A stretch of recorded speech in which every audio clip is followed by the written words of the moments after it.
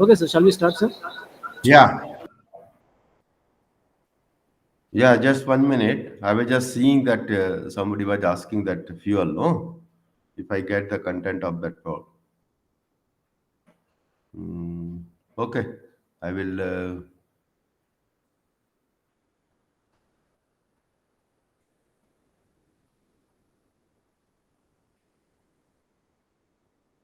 Just a minute, huh? Yes.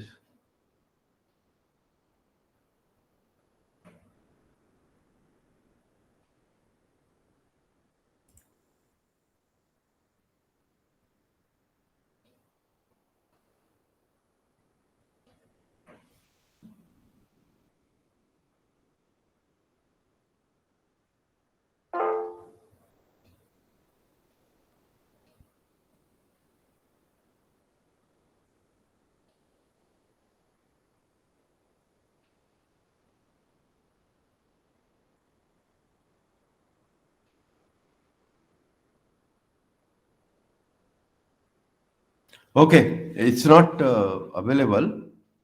I will try to find out. Hmm. Just I will pass on the information to you. It was available. I remember somewhere. I tried or something. Okay, fine. So, so shall I start now?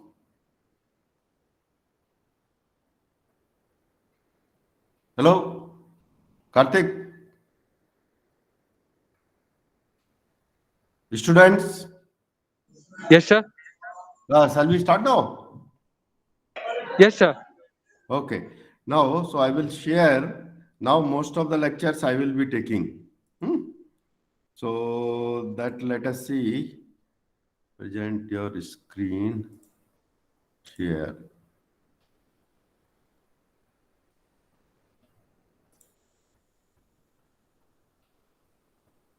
Okay. Now, are you able to see my screen? Yes, sir. So we have covered so far uh, mission aspect, and lot of things was added with respect to the control system, controller dynamics, and so on. Then the payload option for nano satellites, where Mr. Venkat Rao gave several lectures. Then we have also covered structure and thermal control systems. Then followed by communication system, last lectures, and the digital electronics, particular command and telemetry thing. Okay, so this part is covered, and I will be concentrating more on onboard computer. That's a part of the digital electronics, and maybe 2 or 3 lectures I will give on onboard computer. I thought that that will be good for you to understand how to design the onboard computer. Then couple of lectures I will take for complete design of PySite. So whatever you have studied, whatever the presentation was made by various experts, you will come to know how we are utilizing that. Okay. So that is what my aim. And then what is remaining is the product assurance. So that is very general for selecting the product and so on. So that I'll take some 3 4 lectures, and so that you get the idea. Normally, the reliability aspects are not taught anywhere, including IITs. So we'll try to concentrate and give some more input to this kind of segment. Okay. Now, when anybody can respond, when is likely to be your second test, so that we can identify the section. See, in the first test, we covered first module and second module. Correct? Now, the Yes, sir. second test likely to be module 3 and module 4. Okay? Then the last test will include product assurance. Will that be okay for all of you? I have already Yes, sir. given the questionnaire to Mr. Karthik. I hope you people must have received. Otherwise, you can just inquire to him. Only now I have to send through communication that I will prepare question bank, and then you people can prepare for that. Okay? I understand this time your test will be 5 questions covering all aspects, and they are like theory questions. Each question may have 3 parts for the different level of complexities. So that accordingly one has to write. But most of this thing, whatever is covered, is already presentation material. If you prepare the presentation, go through the presentation material and the question bank, I'm sure that you will be able to answer most of the questions. Okay. So that is what, any doubt in this? No doubt, sir. It's okay now? Yes, sir. Model 3 and Model 4. Model 3 and Model 4. Okay? Okay.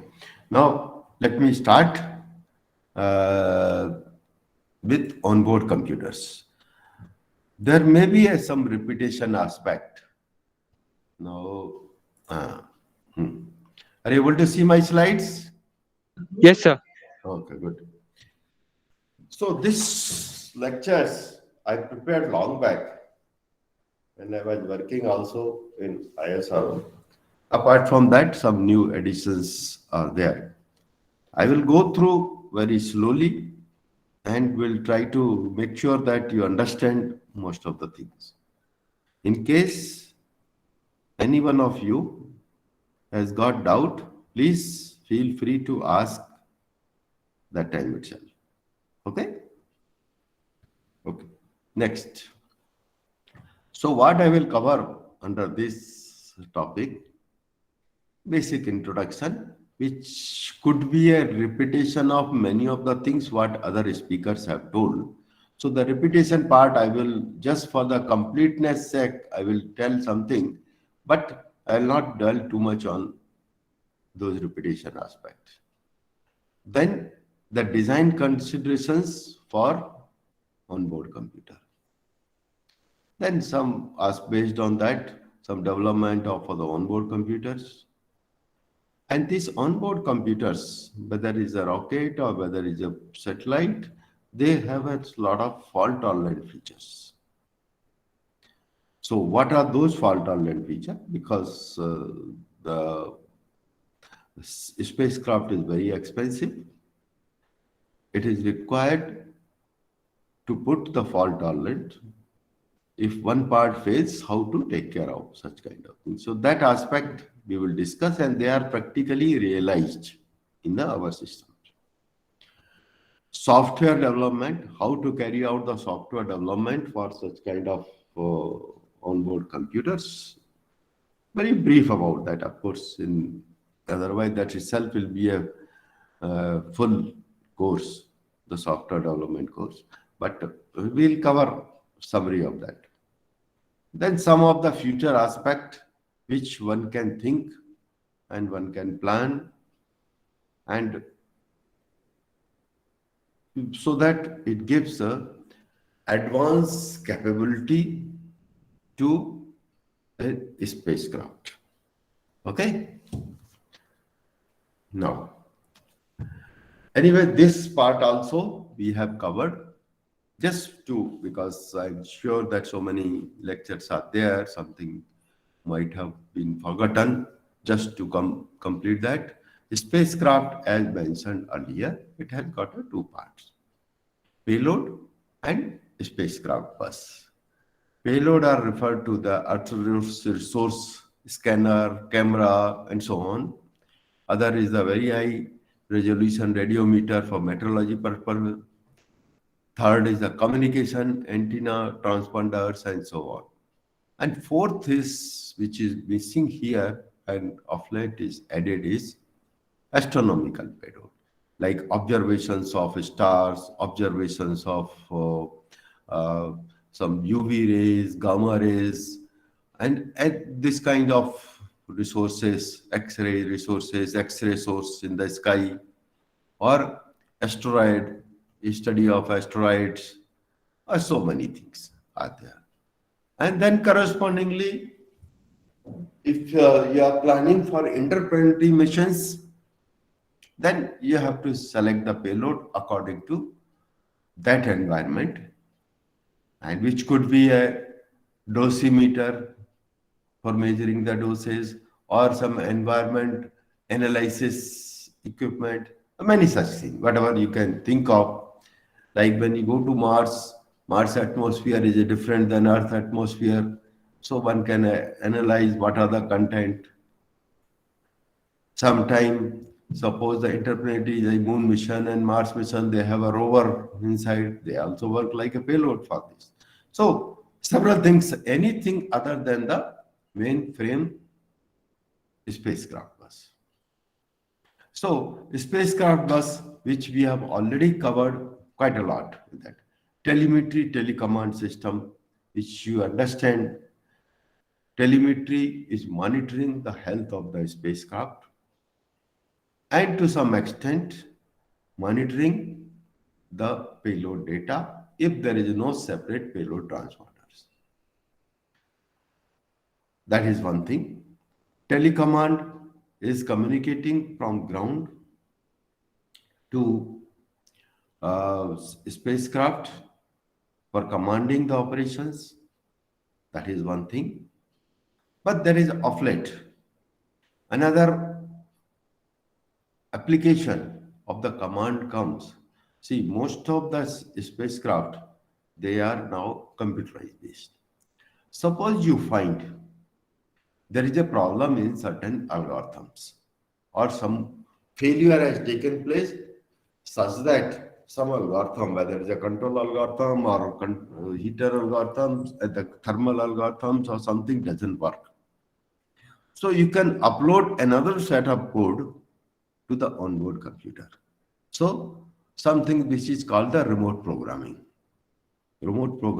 of the algorithm. So such kind of applications, of course, the earlier speaker has not covered. So I thought I will just add this point. You can reprogram your computer to your desired conditions. Okay. Then another aspect is structure aspect. Structure which house various subsystems, mount required thing, provide the cutout for sensors and payload, and also house the mechanism. What is the mechanism? Like solar panels.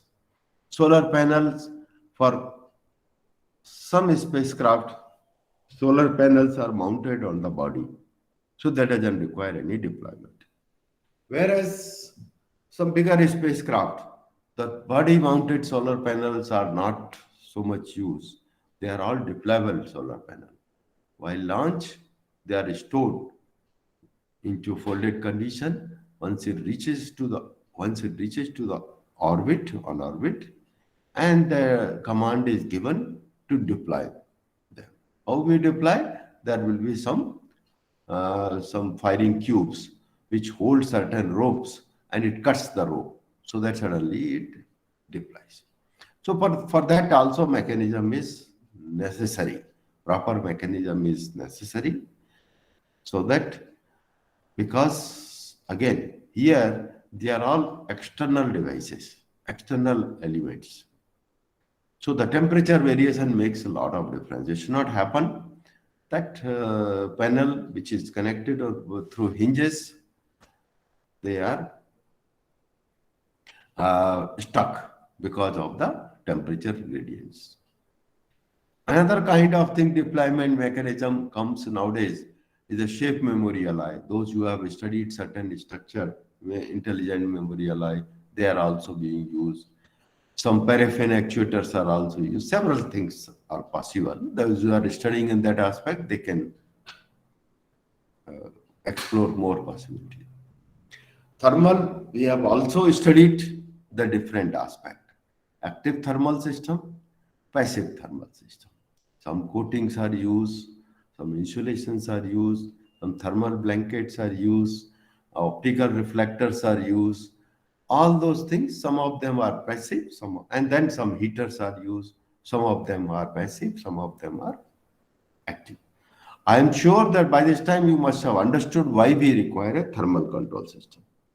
Because the surface which is shining toward sun achieve very high temperature, whereas the surface which is looking toward the deep space, that has got a very low temperature.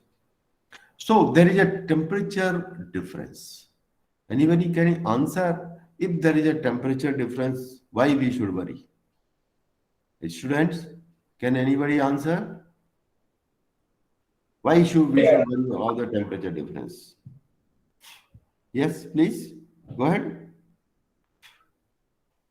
Go ahead, go ahead. Don't hesitate. I want to listen from you because this was already taught by other speaker. Sir, it will damage the electronics. It may damage the electronics.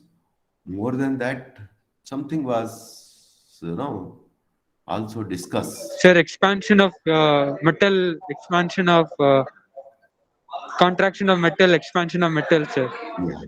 Yes, that is right. So what we say in one sentence is a distortion, thermal distortion, or distortion due to the temperature gradient. Some part is very hot, some part is very cold. So there will be a differential expansion, as you are telling. Okay, so there will be a distortion. Now, can you imagine? Suppose we are mounting a sensor on some part. Some part is a large thermal gradient. That sensor may not look toward what you have planned because of this distortion. So one has to take care about such kind of situations. Okay. And we also, though it was not mentioned in your syllabus, we also consider as a power system is very, very important part of the satellite. Okay. So there we have studied solar cells, what kind of solar cells are there, unijunction solar cell, nowadays people use multi-junction solar cells, and so on. Because sun is the primary source of power in the satellite. Okay. Near Earth satellite, they don't have any other source, like nuclear source or something like that. Okay.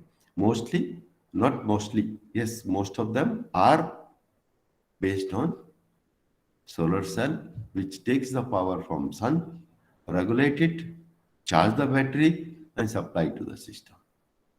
Then power controlling, because sometimes the sun is there, sometimes sun is not there, sometimes the power generation is more, consumption is less. All controls are required. Apart from that, the major thing is whatever power we get, it has to be regulated and distributed to the different subsystems.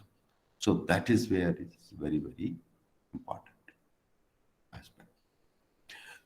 Now, another important aspect, which we have not covered. I am sure that you must have studied in some other subject, some other course, the propulsion.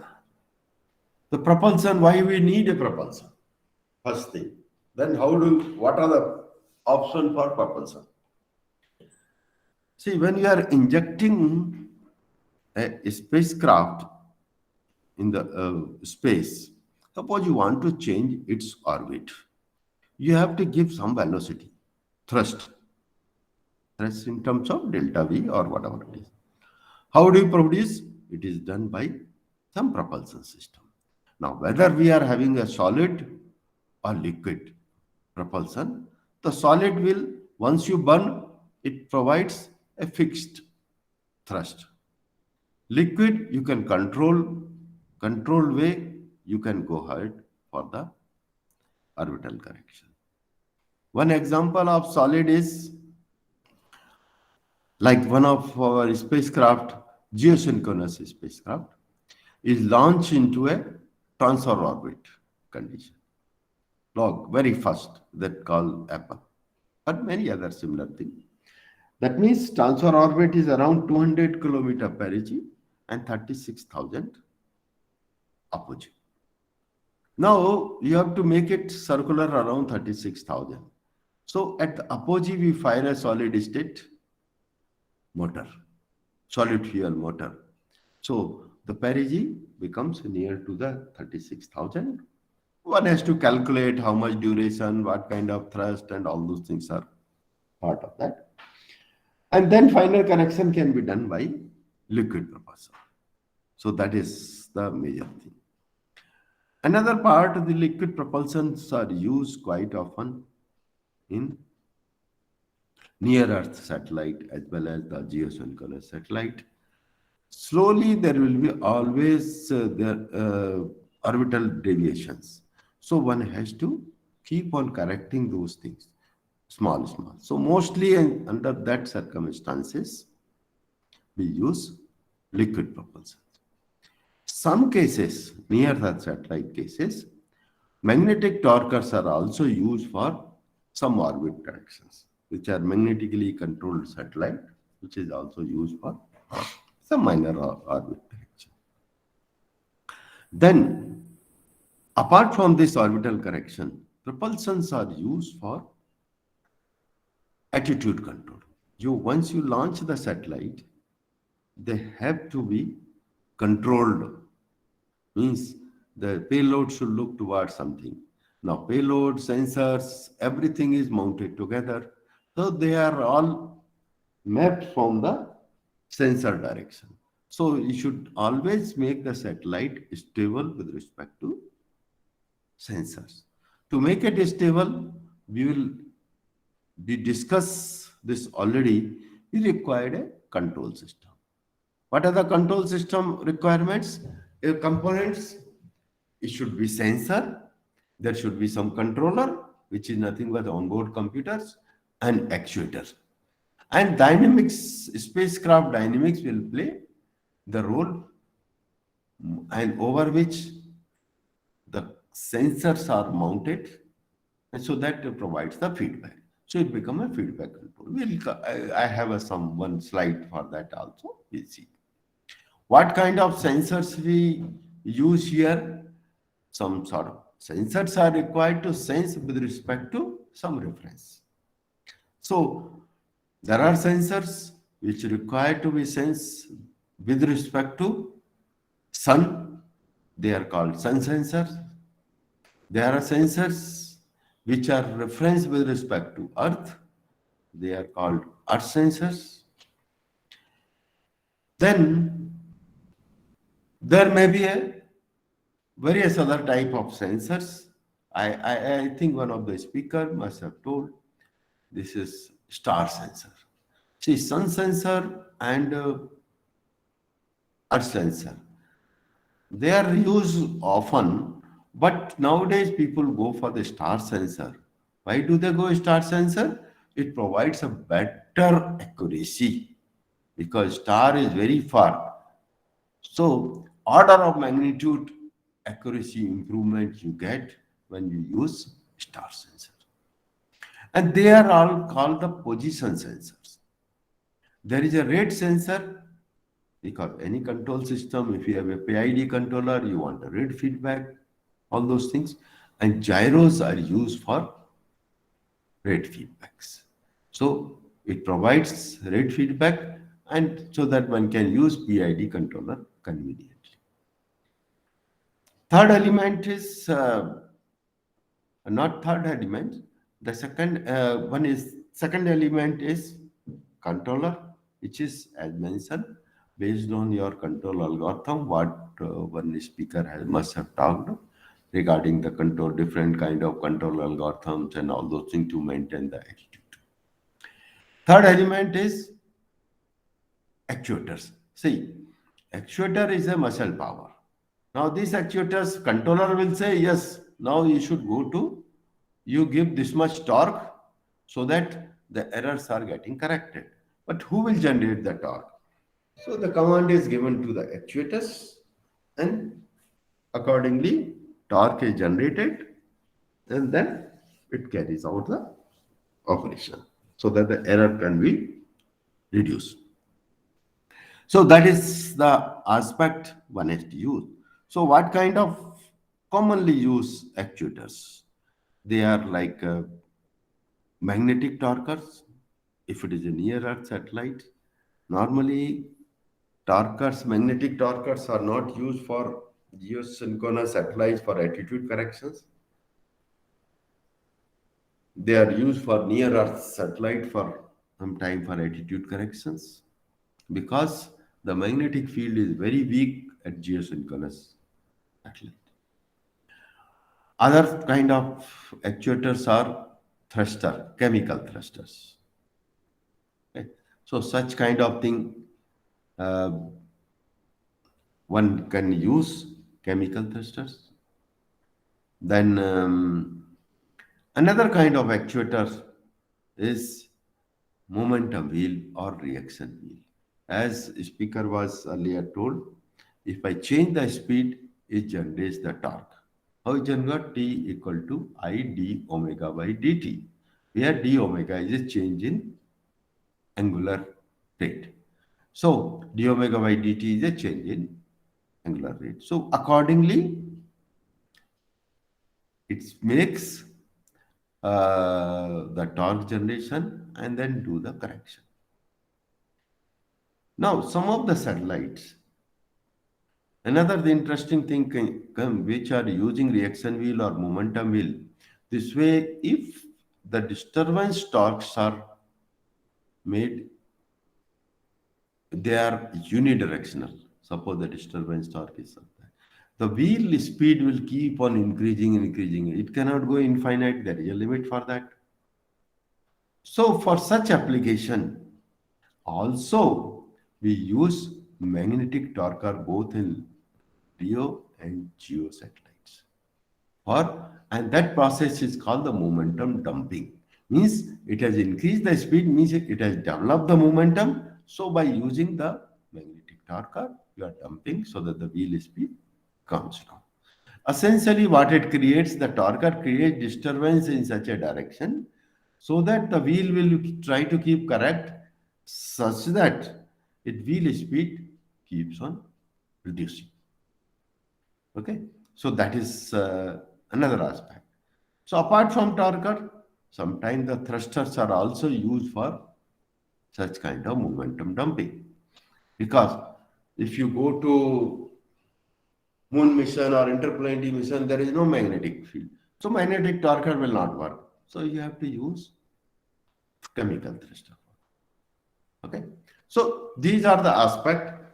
Though it was told by I think couple of speakers, but I just repeat it. First thing is to recapitulate what has been done and giving some more thing which was missing earlier. Okay. Now, this is again the pictorial representation, whatever we have talked. I will not dwell into that. Same thing. Payloads, communication, remote sensing, scientific, bus system, power system, communication system, attitude and orbital control system, thermal system, propulsion system, and structure. So I'll not get into this also. I think by this time you must have learned quite a lot that there are multiple type of orbit, which is called the LEO orbit, low Earth orbits, like our IRS, MEO orbit, medium Earth or intermediate orbits, which is like GPS orbits, and geostationary orbit. I will not dwell into this thing because our topic is something else. Okay. And this is again a table for your reference. You will know that what kind of altitude a different type of satellite orbit they have, what is their period and their inclination. And you should understand. I don't know whether any of these students can answer. Did they teach anybody Kepler's law? Or you studied anywhere? In orbital mechanics, I think you must have studied. Anybody can answer? Hello? Anyone can answer?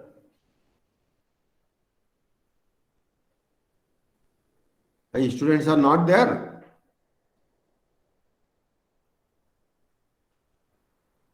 Come on, come on.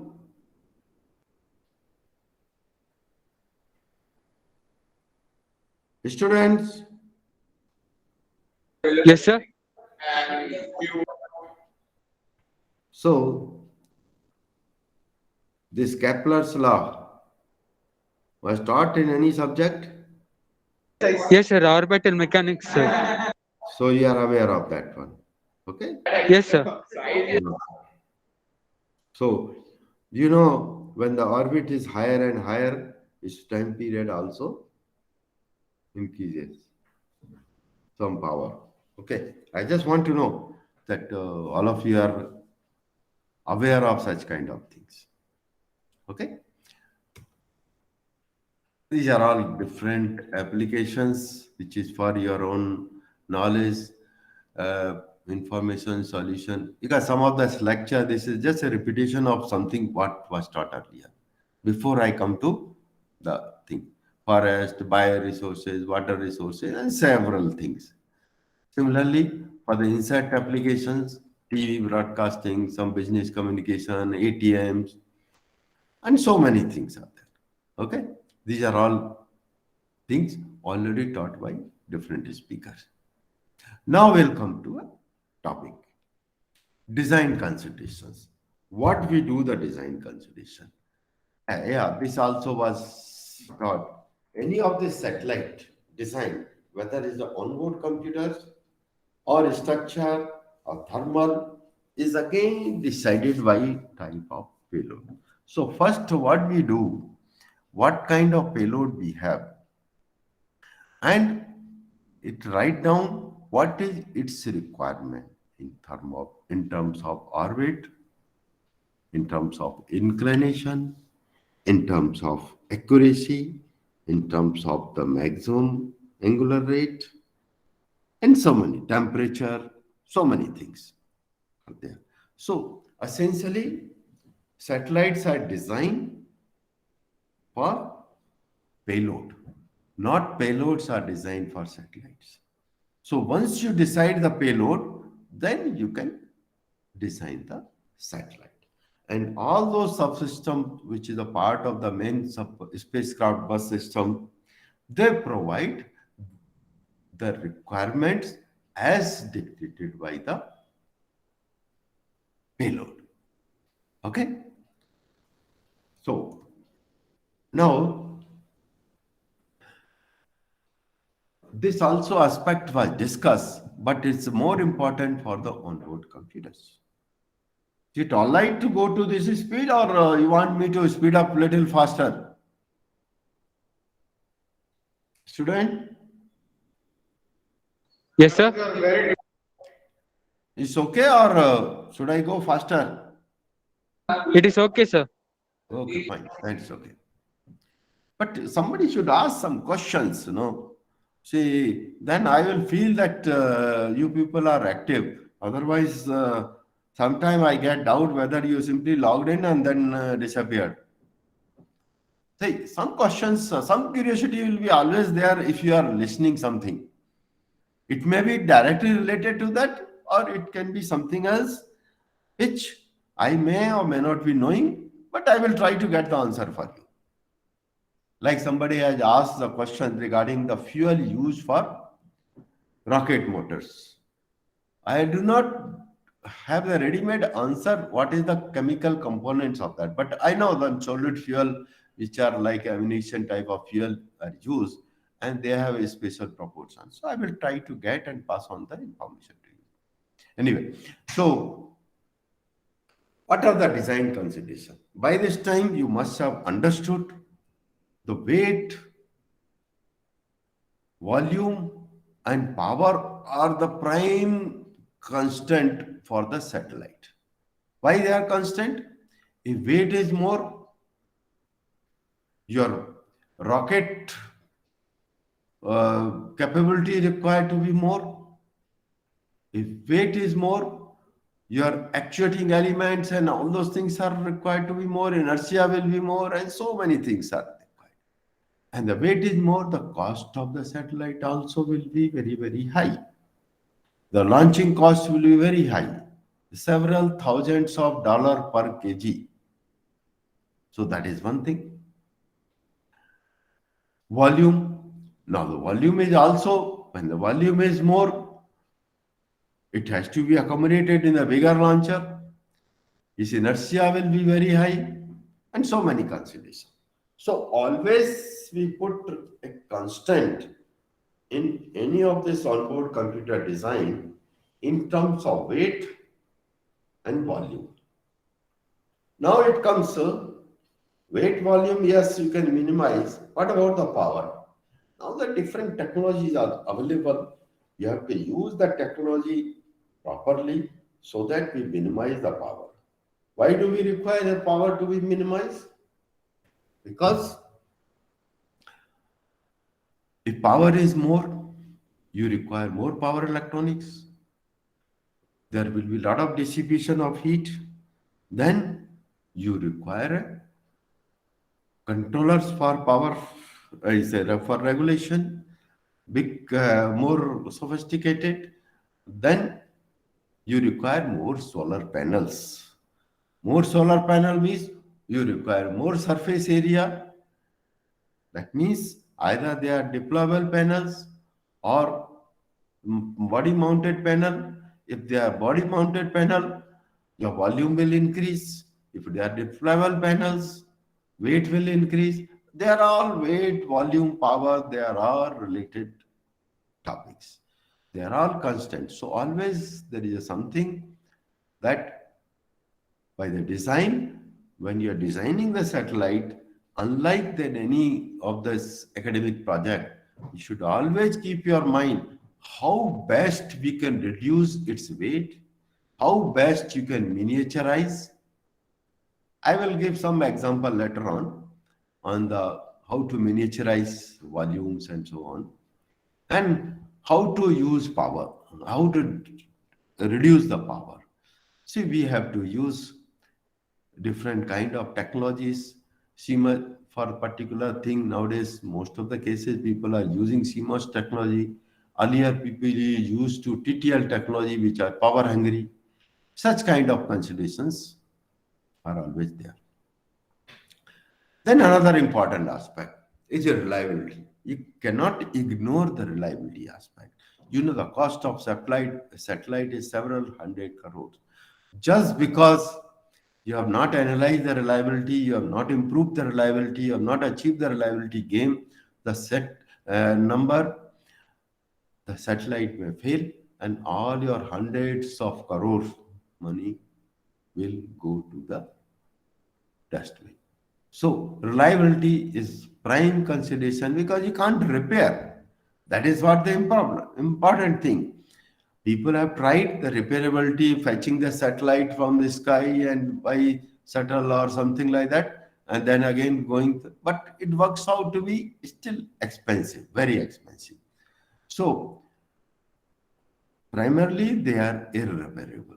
So that is what one has to take into account wherever is possible. It's not happen just by increasing the redundancy, you can improve the reliability of that. In some aspect we will see at the last module, that quality aspect or quality and reliability aspect, but we will certainly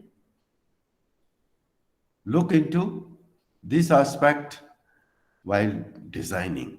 Wherever is reliability should come from design, means by the design itself your thinking should be a good reliable system. Okay, what are the means that probably we'll see in the later part. Then environmental considerations. Now the spacecraft environment, earlier speaker has told, that is different than grounded environment. Ground, you design some equipment, you put into the lab.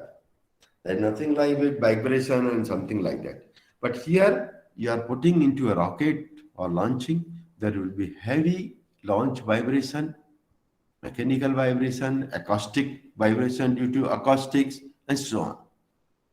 So your system should, or computer, whatever you have designed, should resist that vibration.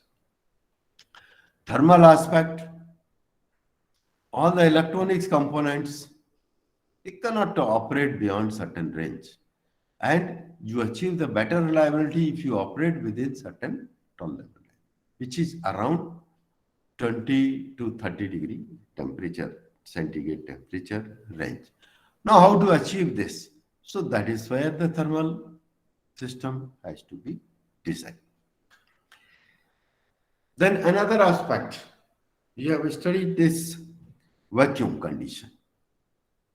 Now, in ground, we have air as a medium. Your heat can get circulated fast by you. The thermal system person has told already three means of convection, conduction, and radiation. Mostly in the satellite cases, the heat is because of the heat dissipation is because of the radiation in the space. Apart from that, when the system is mounted in a spacecraft structure, there will be some sort of conduction, but there should be a conducting path, thermal conducting path. That is another thing which differs totally from the ground system is the cosmic radiations. The radiation comes from various sources. They damage the electronic devices. One has to put shield to the system such that it does not deteriorate, does not damage the electronic devices. There are multiple ways of doing that. One is the shielding, other is the, as I mentioned, tolerance by design, means good reliable thing by design itself. So multiple ways are there for the semiconductor technology, and such kind of technology called the rad hard technology. Okay, so that also, from where the radiation, what kind of radiation comes, some specification I am going to discuss that aspect. I don't know whether there could be some repetition, but doesn't matter for little bit, because this part one has to thoroughly understand when you are getting into the space business. Okay. Yeah, that is, I will not to get into the detail in the structure thing, different vibration level. But again, this vibration level depends upon the launcher. You have a different vibration level for PSLV, different vibration level for ASLV, or if you are going for long march or any Russian vehicle or US vehicle, it depends how many, I say, which vehicle you use, this number will vary. But before designing your spacecraft, you must consider spacecraft or its subsystem. You must consider what is the vibration level requirement. Okay, of which axis and all those things. I will not get into the detail. Now, when you design a system, it requires you have to validate. So, depending upon the type of system, normally once you design the onboard computers, people, our quality people, they will give some profile by which you should qualify your system for the thermal cycling. Now, the thermal cycling will be in the thermal chamber or in the thermo-vacuum chamber. The difference is thermal chamber, vacuum is not maintained. That is the first level, but the final thing is thermo-vacuum level. Yeah, I forgot to mention to you why we go for the thermo-vacuum condition. What difference is there between thermal and thermo-vacuum? Vacuum, the heat dissipation doesn't take place as by all three means. So there will be a hot spot generation in the subsystem. Like hot spot means some part of this thing, if you are not dissipating the heat, it becomes very, very hot, and they may spoil the device or material or something. This is a typical thermal cycle, what people follow, but sometime based on the actual mission requirement, this cycle will vary. How many cycles you have, how many cold cycle, how many hot cycle, and so many things. How much duration you should have, all those aspects. One has to study, one has to test your system to that level. Okay. Yeah, this already we have discussed environmental effect. Lot of disturbance talks are there, which was discussed earlier. I will not get into this much detail. Okay, uh, the gravitational, solar radiation pressure, aerodynamic drag, and some of the internal torque like a wheels and so on. And the disturbance torques are other than internal torque result in the spacecraft movement build up. At the periodic, as I mentioned to you, dumping is required and so on. Right now, we'll not get into this. This is the same thing, pictorial way, how this, based on the altitude, how this disturbance torque varies. Radiation pressure, it remain constant, whether you are near Earth or nothing. Other things you just see is how much the if altitude here decreases, your gravity becomes more, magnetic becomes more, aerodynamics become more, aerodynamic effect almost becomes like a linear. So I will not get into this thing, already I told why. Yeah, this aspect was not covered in the detail. So as I mentioned to you, particular before getting into that onboard computer, you must understand the complexity of that one. See, radiation aspect, vibration, thermal, these are all one can understand. But the radiation effect on the semiconductor, they are especially a special effect which are required for satellite environment. It is not satellite environment also, even in missiles. If you explode a bomb near to the missile electronics, it electronics may malfunction because that also create lot of radiation. So one has to have that kind of thing. Their type of their and why this has become more important, the feature size of the electronic devices is becoming less and less. So these disturbances or radiation effects are becoming very, very high. So this is uh, two type of actually uh, disturbance because of the cosmic radiation. Two types of effects are there. One is called the single event upset. Means sudden burst of radiation comes. Total duration is very, very small, but that can upset the device. Other effect is the total dosage, accumulated dosage. They keep on slow poisoning and then accumulate over a period. Finally, the person dies. Same way happens to the device. So both these aspects are one has to protect. And I mentioned to you earlier, these are all ready for overcoming that. Either we should do a radiation, we build a device which are called the radiation hardened technology, or you protect that devices by some sort of shielding.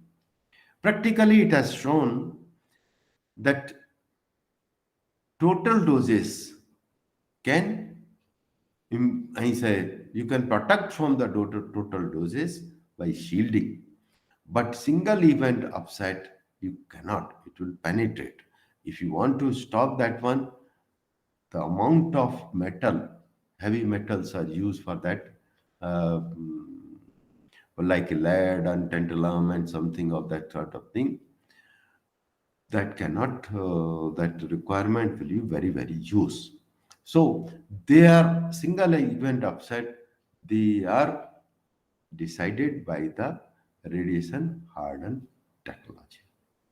And there are certain specification. This specification again varies based on orbit. LEO is different than GEO. In general, we require 100 kilo rad devices. There are some unit in terms of amount of doses absorbed by a silica or something. That one can see that one. And then single event upset, there is some unit, 40 MEBs, and so on. Some units are defined for that. That one must understand these two aspects one has to consider before selecting a device. See, this is just for your knowledge sake. If you see that radiation at different altitude, this is the variation. And maybe, yeah, this is what I wanted to see. So at certain point, something called the Van Allen belt. So at Van Allen belt is near to the Earth atmosphere. I think is somewhere around 800 to 900 kilometer orbit. So if your satellite is passing through that, you will get lot of trapped radiations and which can affect the devices. And so our mission trajectory should be such that we should avoid using this thing, because whatever you harden, it may not be adequate. And that is what is another thing. Another region which is a tapped thing called the South Atlantic region. It has been observed many of the electronics devices in the spacecraft phase when they cross over the South Atlantic regions. So that anomaly started telling is a South Atlantic anomalies. So people avoid those aspects. Don't dwell too many times in that South Atlantic region. Otherwise, it may damage the device. And this is some sort of magnetosphere, which is published in the literature, is of course old, but similar thing is found here. But when alarm belt, one has to carry out. Now, this is all so far general. If you want, you can take a break. Then we'll go for the real OBC development. Okay? Want to take some 5 minutes break? Yes, sir. Okay. Meanwhile, you can think some questions also. So we'll try to answer. Okay? We'll Sir, which start coding language is used? 11:50. Yes, sir, please. Sir, which coding language is used, sir, for onboard computing? Yes. Coding language. Nowadays, for practical like a nano satellite, people use C language, embedded C.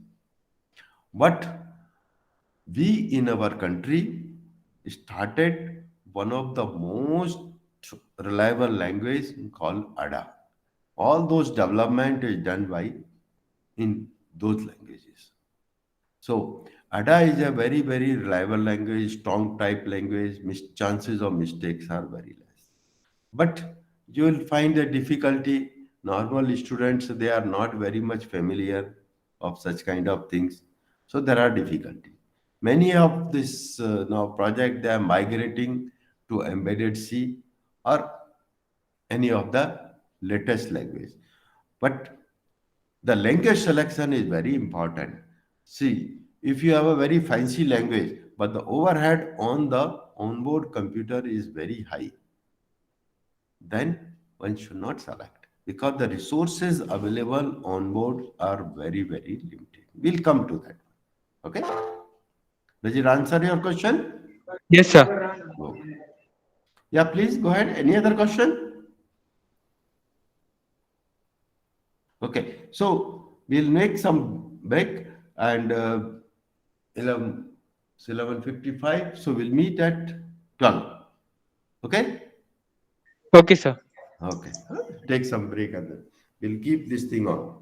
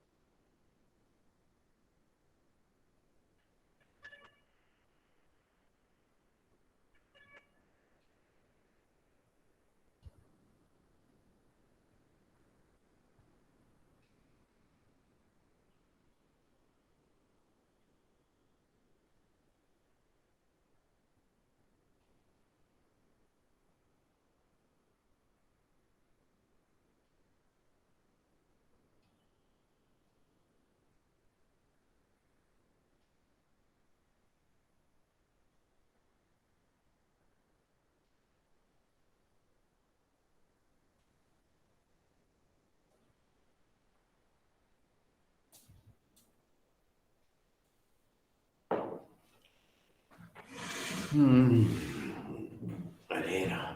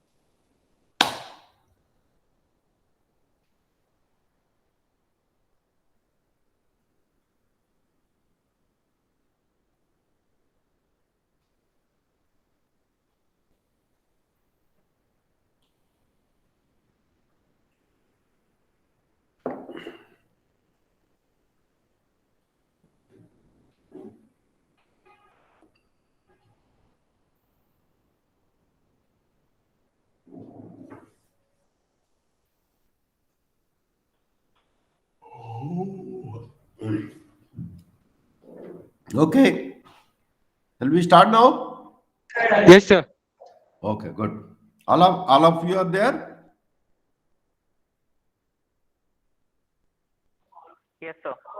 Okay, fine. Okay. Now we'll start the actual topic of this onboard computer. How we develop the onboard computer. Now, if you see the very old era like Apollo and all those things, they are all based on the discrete hardwares. At that time, the technology was not so much matured, and the people were going discrete hardware to generate the computers. Nowadays, the technology is moved.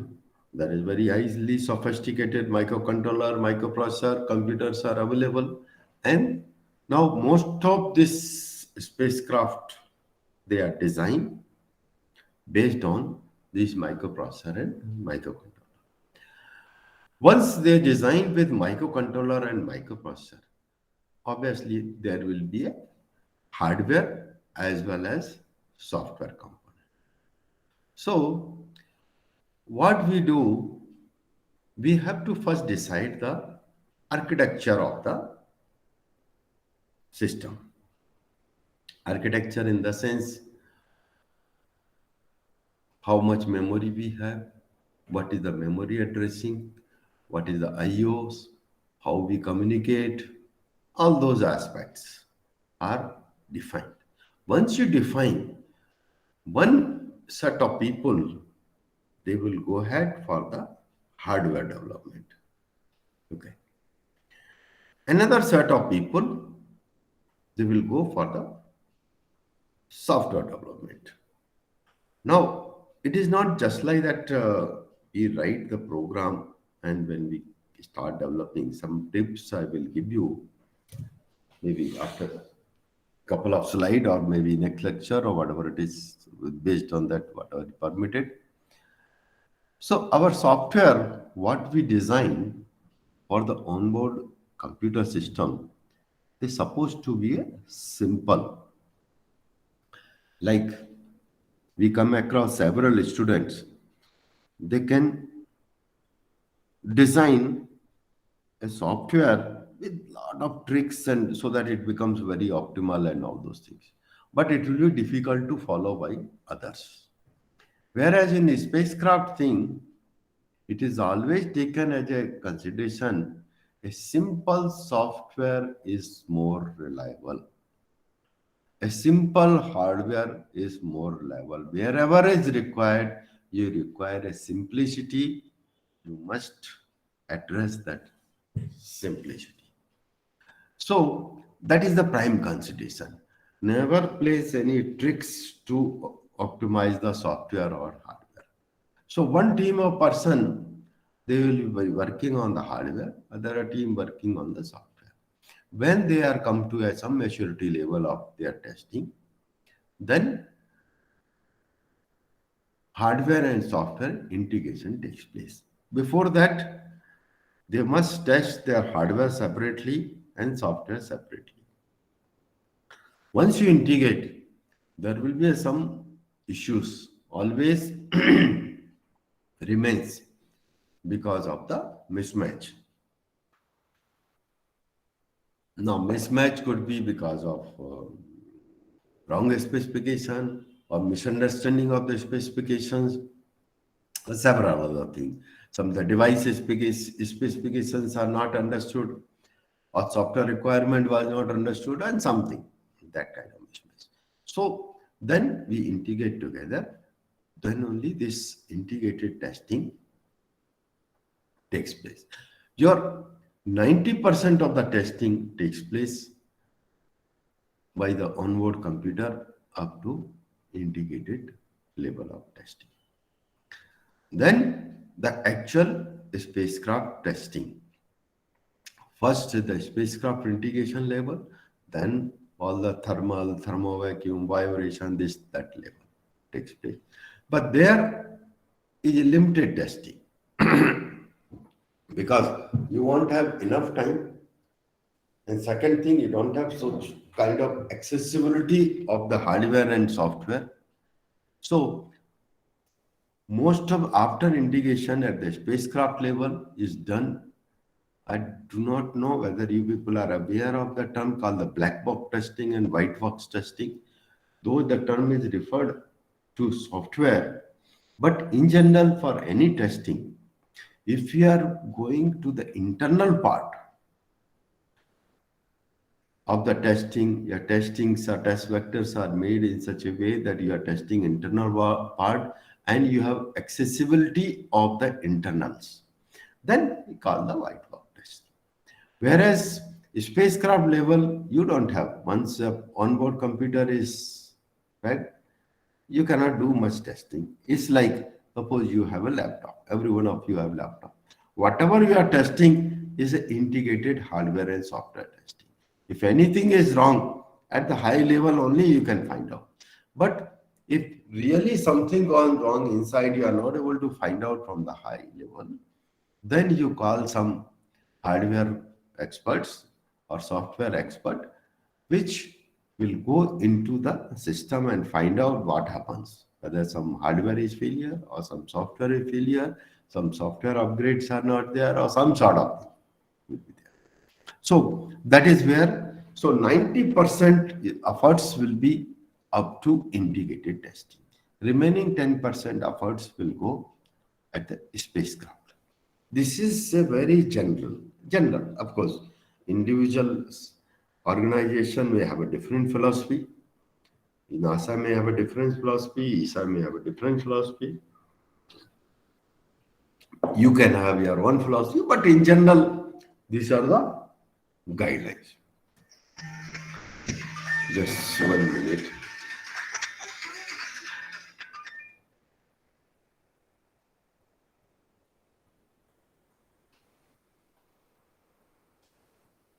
Hello.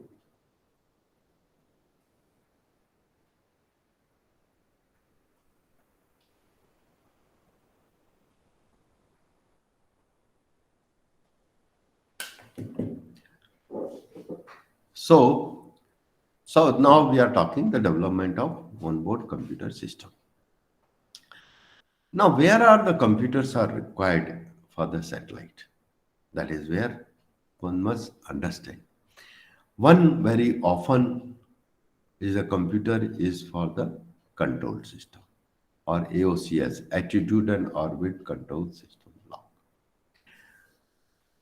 This also includes thermal control or any other monitoring control. Other kind of computers are required. Suppose you are having very intelligent antenna system called the phase array system. There also we require some sort of computers. Third, we require some sort of like a star sensor. Star sensor is not like conventional sensors. It requires a lot of computation. So wherever there is a computation requirement, you require onboard computer. So that is where the thing. Apart from that, whatever was mentioned, you require certain hardware at uh, telecommand, telemetry level, and so on. Various other things will be there. Some of the sophisticated communication system may also have, and so on. But in general, what we are restricting this one to AOCS system. That is what we are doing. So for the AOCS system, what is the, already I explained enough, I think, that you have a sensors which is mounted on the spacecraft, and the difference, whatever the desired attitude reference, and the sensor are compared, given to a control law called the controller. The controller will actuate the actuators. Then actuators are mounted on the spacecraft and corrects the error sensor text. So this becomes like a feedback system. In addition to that, we have already talked several disturbance talks are existing in the spacecraft at like gravity, environmental, air drag, and so many things. So one has to maintain the required attitude in presence of this disturbance. So that is the consideration right now we are having. A typical system, onboard computer system. Of course, this is not the present case, but this is little old thing. So it has got interface. This computer attitude and orbital control computer. Okay, this has to interface with sensors. Sensor, we talk about the sun sensor, earth sensor, gyro. Somewhere we missed here star sensor, because our earlier spacecraft was not having a star sensor, but now most of the spacecrafts are having a star sensor. Then there is a separate command system interfacing, telemetry for monitoring, power thing we require, then actuators, whatever required, and some payload condition. Okay, why we interface AOCS for payload condition? Payload, this sometime when you are imaging, we don't want to fire actuators. We don't want to wire thruster. Otherwise, your image will not be that good image. So that's why some interaction is required with this image. Of course, this was earlier system, as I mentioned. Many of these things, computational aspect of the command, telemetry, they are combined together. And now we call that unit as a bus management unit, BMU.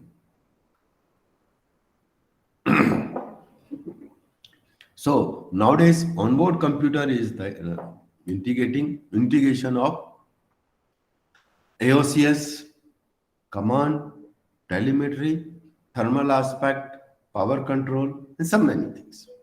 Okay, exert control.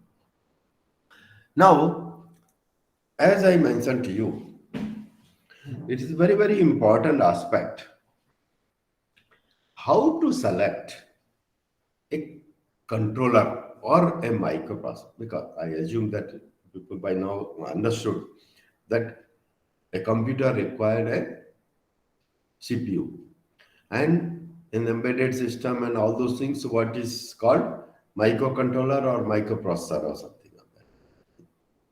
How to select a microcontroller and microprocessor? The prime objective of this selection is each of this part I will try to delve, so that at least those who are going in the this particular area, we must understand. Essentially, our prime objective is we should have a minimal hardware. It should not, but same time, it should meet the requirement. There is no point in selecting the hardware which does not meet the requirement. So first criteria, what we call speed of the computer. Like when you go and purchase a laptop, what you will look for, whether it's i7, i9, i10, whatever it is there, or uh, which kind of controller it has. That means you have in mind what is the speed of the laptop. But sometimes people get carried away. Oh, my laptop works at 1 gigahertz. Your laptop works at zero point 0.5 gigahertz. No, so my laptop is always better than that. It is not true always. See, your higher frequency laptop may work at higher, I say, at that gigahertz, but the effective computational aspect are less. Ins- Instructions are not very strong, or it takes more number of cycles to execute an instruction. So that is where is very, very important. The frequency of operation is not so much important. What we should consider the speed of operation in terms of floating point operations. Floating point operation. So they call megaflop or gigaflop or something of that kind of thing. The supercomputer in earlier days used to call gigaflops computers. So that is where is very, very important aspect. And same time, you should not select fancy thing. Oh, I have selected a controller which works at the gigaflops. But your requirement is megaflop. But you know what penalty you will be paying? You will be penalty, you will be paying for the power consumption. So you should select a controller or the hardware which sufficient for your application, not just a fancy thing. Oh, yeah, I select so much and so on. So that is what is very, very important aspect. In fact, many of this application is not just megaflop. They called avionic mix to find out the performance of the microprocessor or microcontroller. They run avionics, which have mixture of floating point operation, then fixed point operations, some of the IO, some of the word manipulation, different kind of things are there. Now the question comes, how do you assess what megaflop or what flop processor you need? Anyone can answer this question. How do you select a laptop? Now, by this time, you understood frequency has got no meaning. Finally, it may reflect into flops, but frequency has no meaning. How do you know for your application what kind of computer you need in terms of megaflop or gigaflop? Anybody can answer, guess? Sir, RAM speed, RAM. Say again? RAM, sir, random access memory. No, no, no. Random access memory is a different thing. Okay.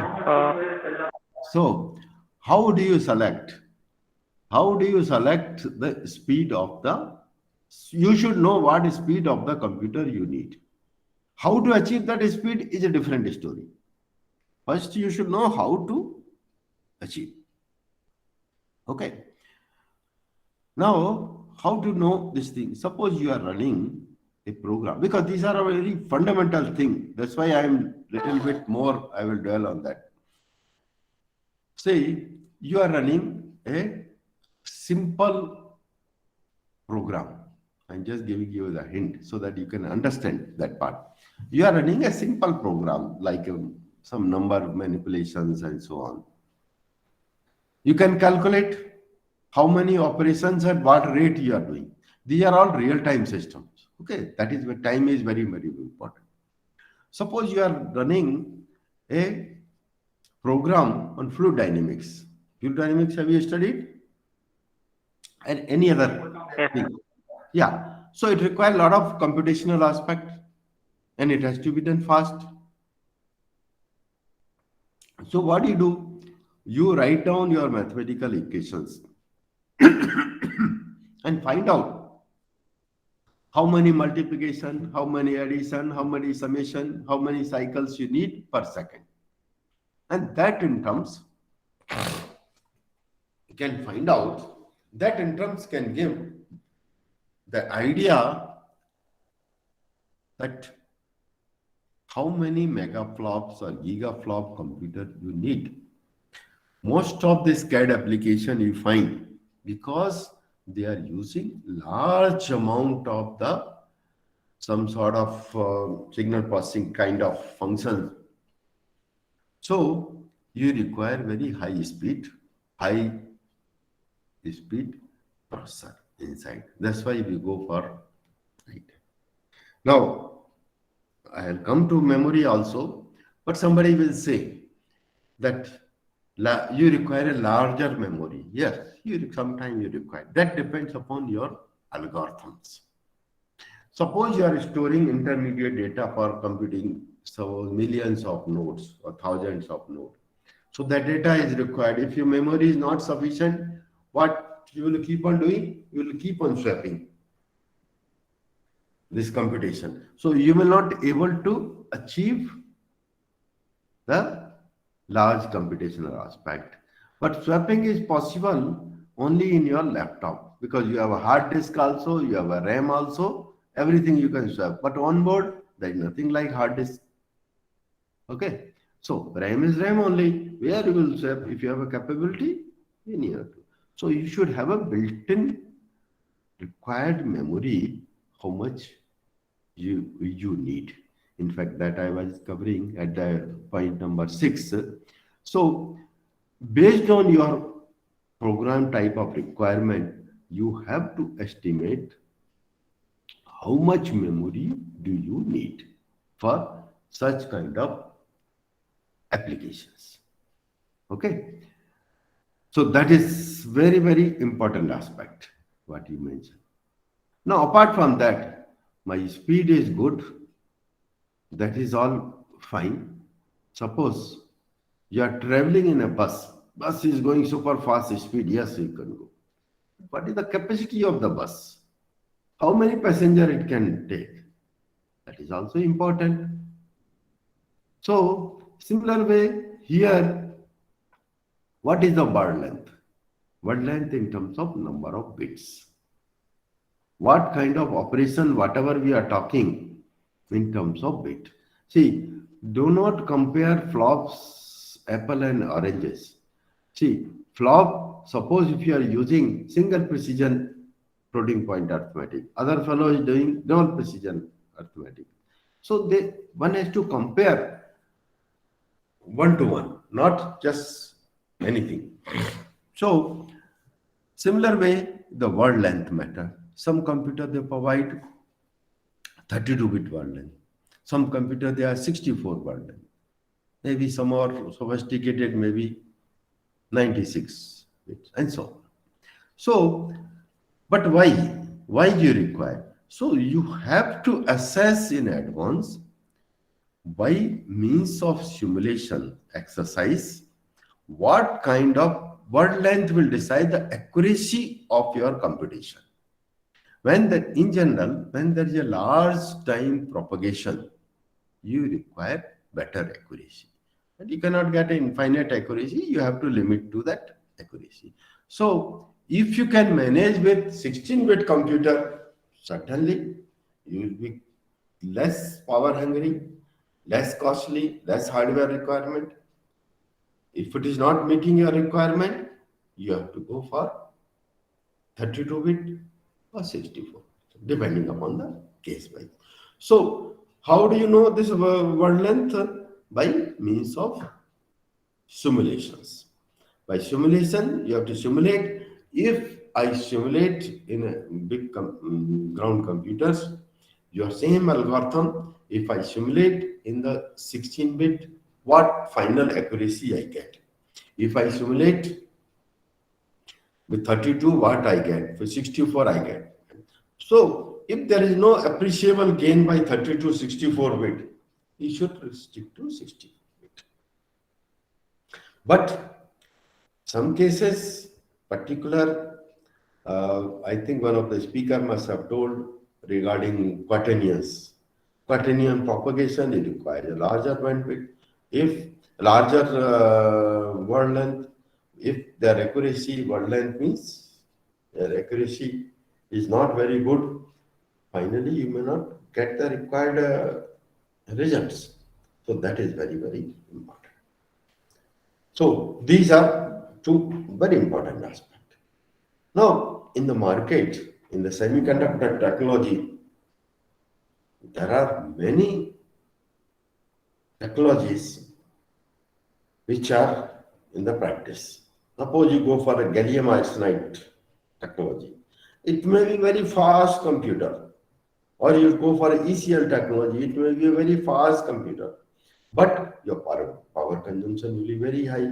Already we discussed earlier, we cannot have very large power consumption on board the spacecraft. So your criteria should be, just 1 minute, please.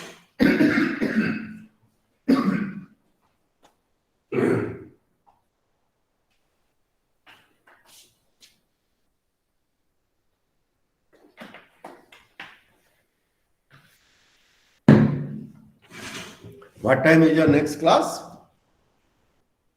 Sir, 12:30, sir, I think. 12:30 is your next class. Sir, we have lunch break, sir. Okay, we'll try to complete this slide and then we'll break and next we'll take up. Because I want to go very slowly to make you understand each aspect of this one. So power consumption. So normally what is preferred in onboard is if those who are aware of the electronics technology, this is like a semiconductor CMOS technologies. CMOS normally consume much less power. Of course, now there are various other technology also have come, but primarily they are CMOS technology. So that is very important. Power is less. You don't have to put big heat sink on the device. Heat sinks putting means you require more weight, and it is all associated. Okay.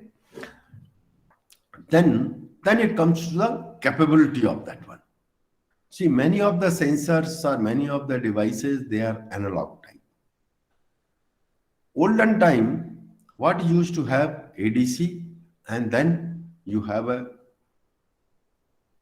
multiple ADCs or multiplexer, but these are additional hardwares are required.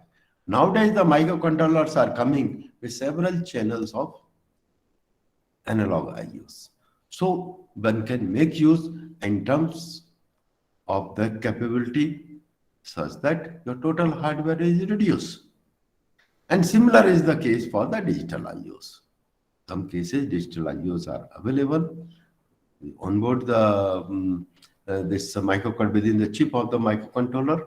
So that also is required. If a microcontroller can meet all your analog and digital IO, you don't have to put any other peripherals for that application. So that means we are reducing the memory size. We are reducing the hardware. Now, already discussed about the onboard RAM. Here, if your microcontroller contains sufficient RAM, then you don't have to put a separate RAM for the microcontroller, and thereby we are reducing the hardware requirements. Or it may result into, this is all by interaction. Somebody given you algorithm that's required 10 megabyte of RAM. But your processor is capable of 5 megabyte of RAM. Processor is having, then one can interact with them how to reduce the RAM requirement. Everywhere this interaction is required to reduce the RAM requirement.